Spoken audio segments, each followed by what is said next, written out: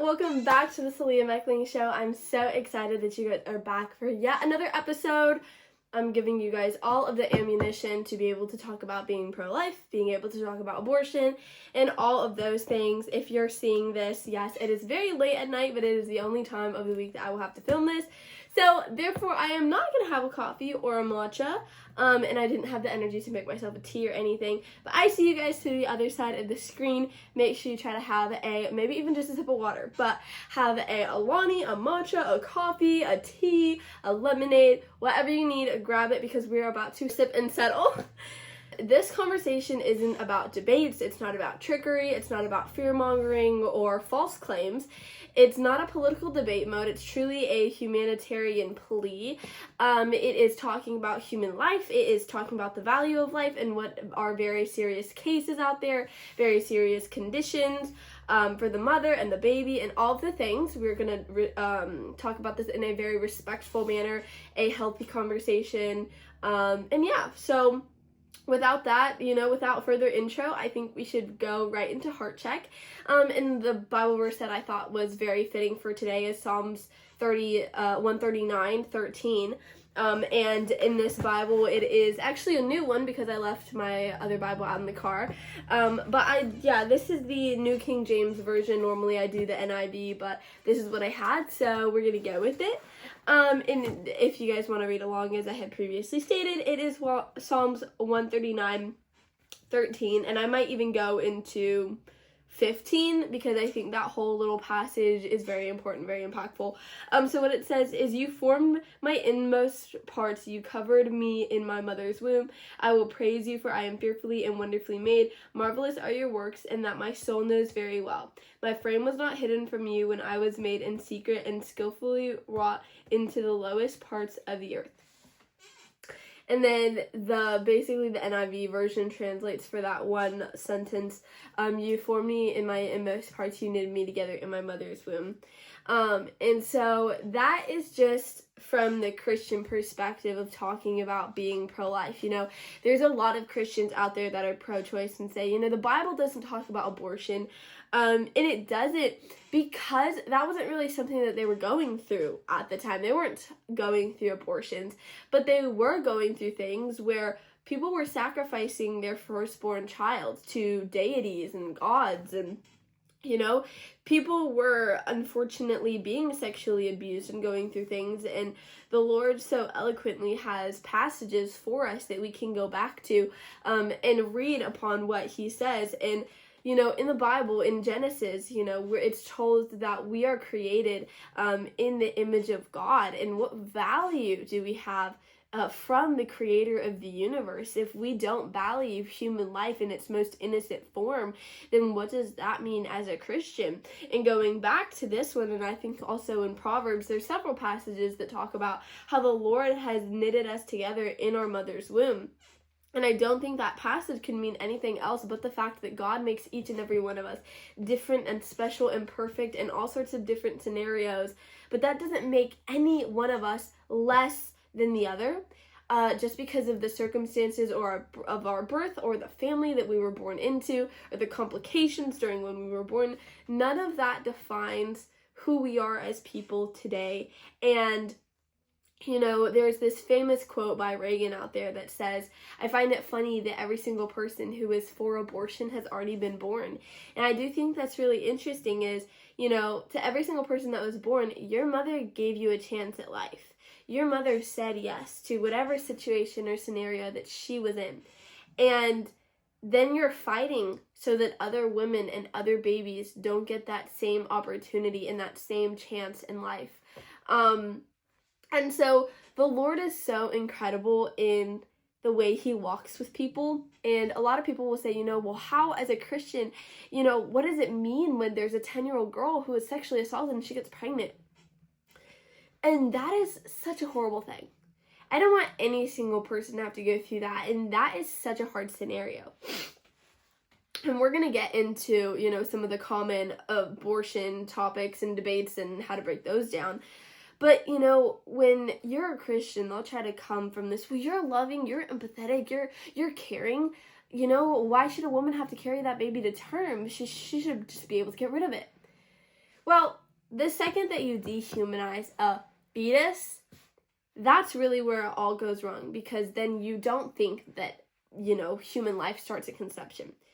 Well, if human life doesn't start at conception, then when does life become valuable? And you'll see that every single person has their different opinions on when life becomes valuable and when life becomes worthy of protection. Every single person agrees that what happened in those files were disgusting and horrible.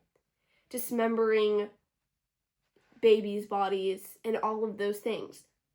So why does the location of that child matter any differently?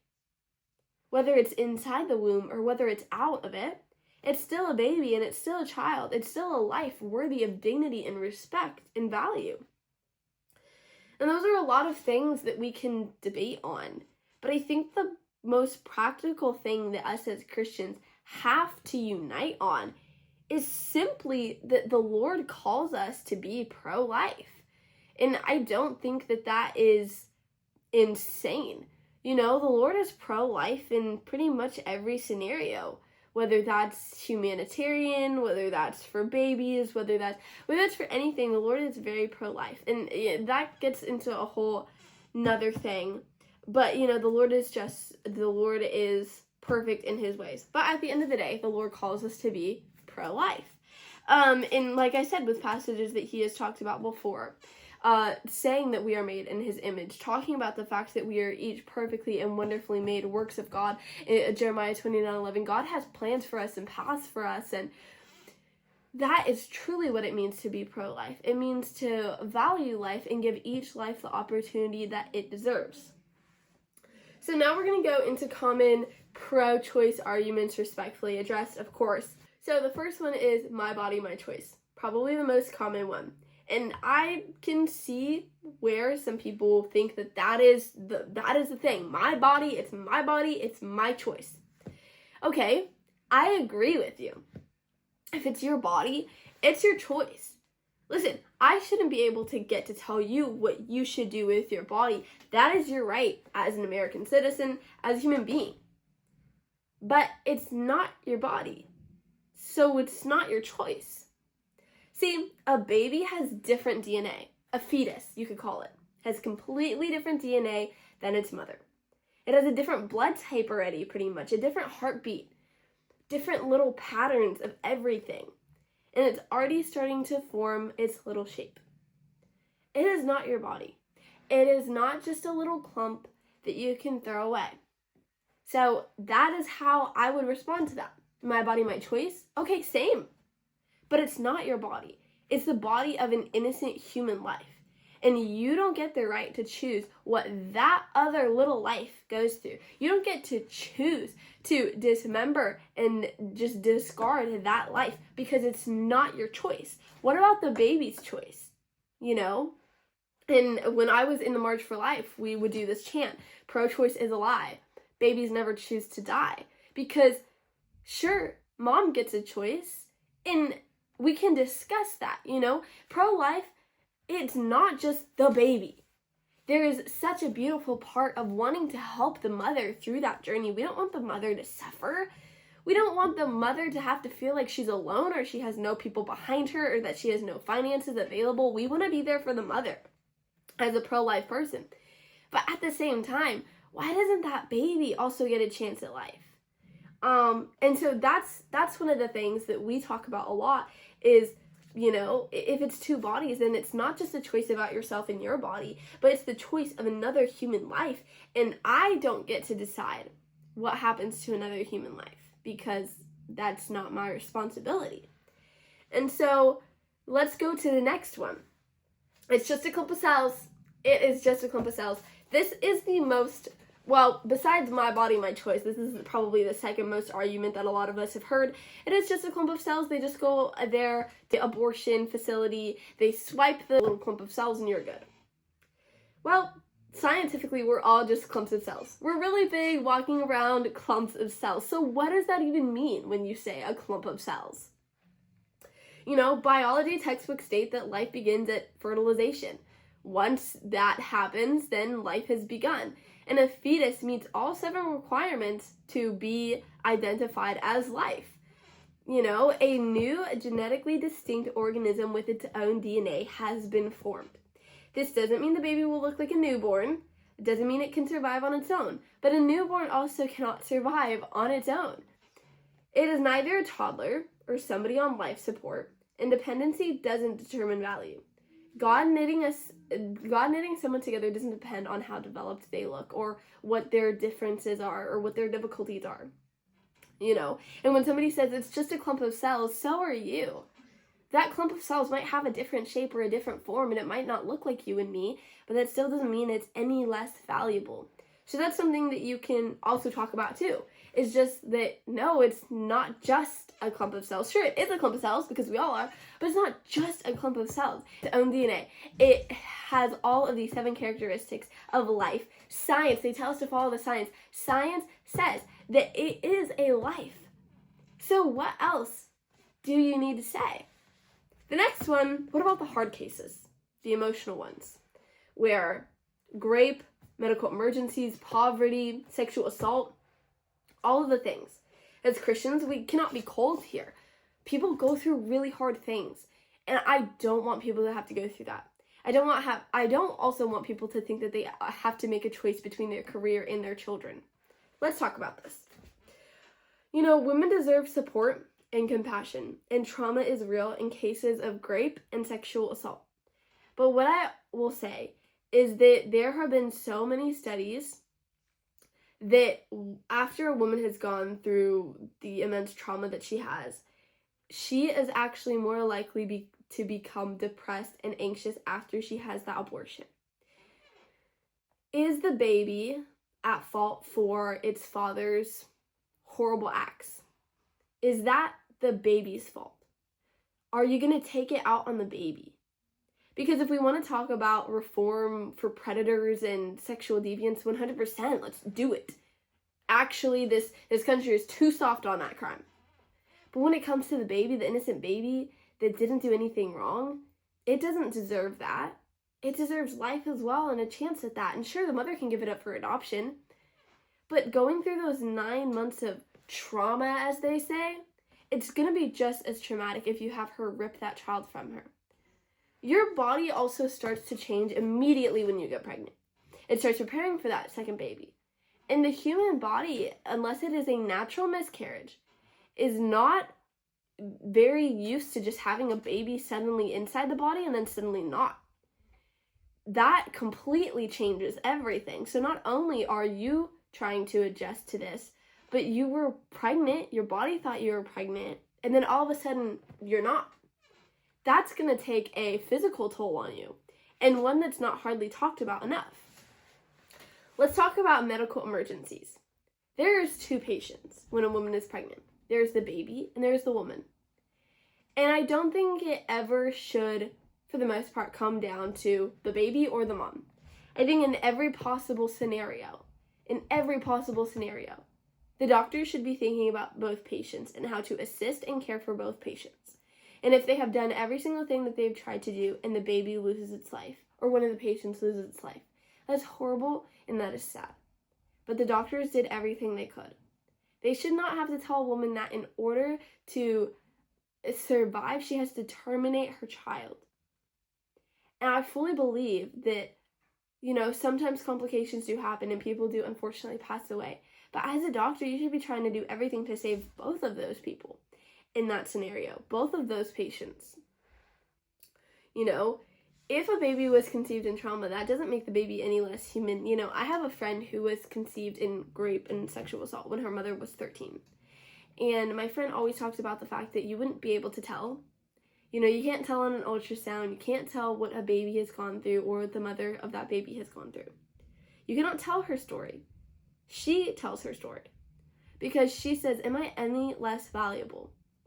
Is the circumstance of how I was conceived, does that make me less worthy to have a life? To have purpose? Her mother struggled as a young teen. But she chose to have that baby and to keep it. She could have given it up for adoption. But my friend going through that is very pro-life. And I'm very pro-life because of her story, and it's always impacted me since I was a kid. And, if we're going to be pro-life, I think we also must be pro-support. And a lot of women are in a place where they're scared to be pregnant because they don't have the financial, resources or the resources in general to make them feel like they could do that, I think we need to have financial help, counseling, post-abortion support and care for these women, community, resources, finances, people to walk with her through that. We cannot just be pro-life and say that we want babies to be born. We have to walk with those mothers through every single situation and scenario and story that she has been through. That is truly how we change the culture and how we save babies' lives. It's not just about having a new baby born. It's about walking with that mother and walking with that family and walking with that baby through all the things. So let's get serious. The impact of abortion on women. Something that's not really talked about. You always hear abortion empowers women. It's healthcare, it's my body, my choice. It's for choosing my career, it reduces stress, all of these incredible things surrounding abortion. It sounds fantastic, right? Sounds great. Something that's as easy and accessible to women. But women's reports have shown something different after an abortion. Studies show that women have experienced increased anxiety, depression, regret, complicated grief, relationship strains, future miscarriages, infertility issues. The list goes on. Thyroid issues, all of the things. Let me be clear. Not every woman regrets their abortion. Not every woman has gone through these things or experienced these symptoms. But that does not mean that women do not go through it. And that doesn't mean that, I saw this video on TikTok the other day of a woman saying that, she understood that it was okay to grieve the loss of her baby through an abortion, but that she was also able to be happy about what that means for her future career. And that is not only confusing to me, it's horrific. It's horrific that she realized she was murdering her child, but she was okay with that because of her future career and the goals that she wanted. And that is horrifying to me because she could have had that baby. She could have given it up for adoption. I know my friend Gwen, who was a birth mom, gave her child up for adoption when she couldn't financially be there for her child or feel like she had a stable family for her child. She gave that child up for a better life. And her child is thriving now. But, it's so sad to see women think that they have to choose for their career. They have to give up their child in order to succeed in the world. When that is just not true. It's not. We pretend, the pro-choice people pretend that abortion has zero impacts. If we're being honest, that is completely wrong. There's a reason that the womb is such a sacred place and a place where life begins. We are not bleeders, we are not chest feeders, we are not pregnant people. Call us what we are. We are loud and we are proud. We are women and we are life givers. And that is one of our greatest callings. And sure, not every woman is called to have children. Not every woman is called to be a mother. But that is such an incredible gift that we have been given. And I understand that not every single person gets to choose if they want to be a mom. But it's something that most women have to go through. And when you are, it takes two to tango. And if you understand as an adult and you're consenting in what you're doing and the activities you're doing, you shouldn't be shocked that a baby might come along. Now, I understand, people go through things, sexual assault, things like that. But I'm talking about when adults are shocked that they're pregnant, when they know full well exactly the choices that led up to the pregnancy. And then getting rid of the baby, making it almost the baby's fault, and tossing away the baby and saying, oh, you know what, that was a whoopsie, that was a mistake, I'm not ready to have a kid. That might have been something that you should have discussed before doing what you did.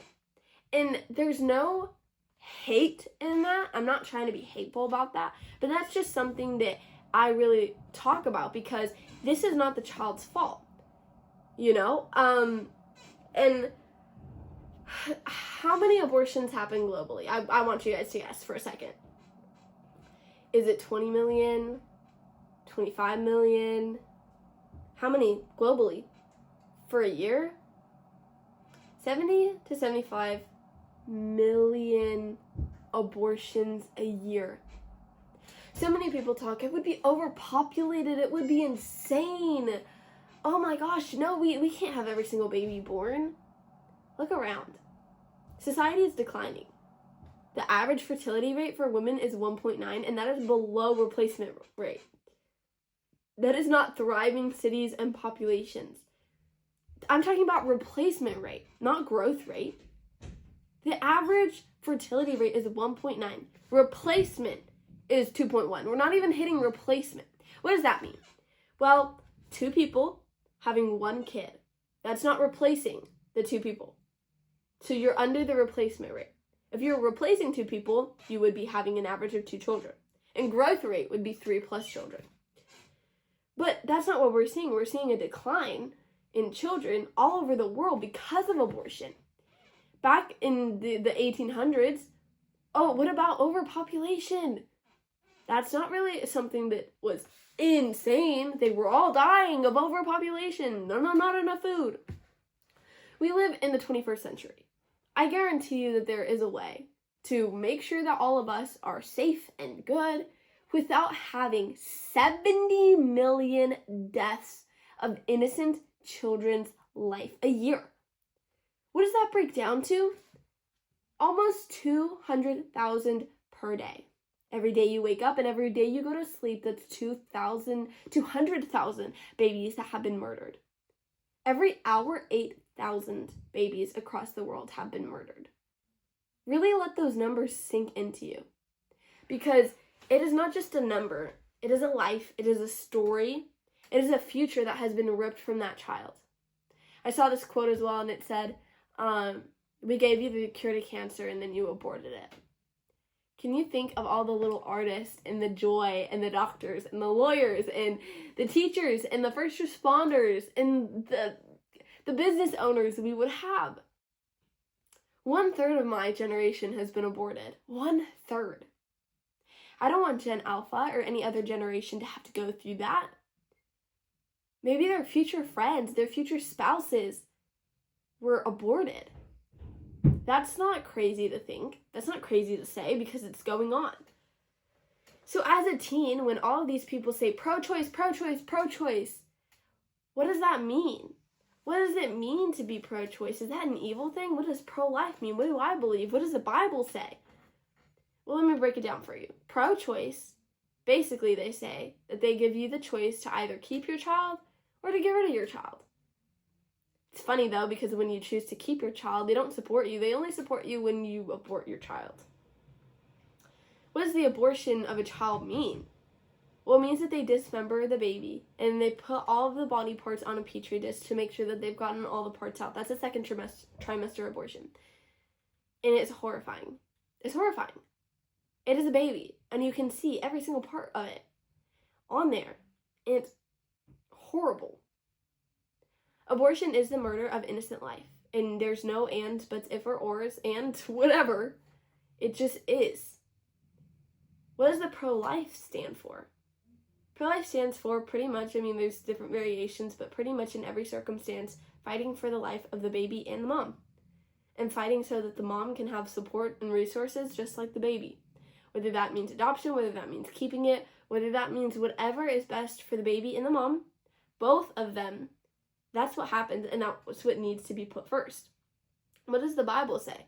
The Bible is very clear that the Lord is pro-life. He has created each and every single one of us with different gifts, with different purposes, with different stories. And who are we, as humans, to rip those stories from other people? Who are we to be able to take the life of an innocent child? We shouldn't have that. We shouldn't. Well, if you guys have enjoyed this episode or learned something from this episode, I know that this one's kind of a late one, kind of thrown together. I have a very hectic week. Let me know what you guys want to hear and let me know what you guys want to break down next. I think my next video will be a reaction video. If you have stayed this far, comment the baby emoji, and I hope that I have broke down a little bit of the abortion talking points so that you guys can understand. Please let me know if there's anything else you guys want me to break it down or talk about, but thank you guys so much for watching, and as always, hit subscribe, hit like, and thank you so much for watching the Soliamechling Show.